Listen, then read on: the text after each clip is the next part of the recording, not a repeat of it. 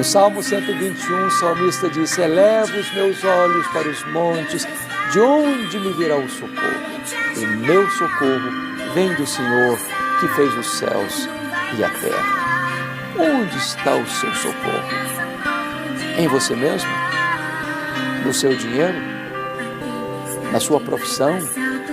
No seu reconhecimento? Nas suas amizades? Essas expressões de socorro são tão vulneráveis.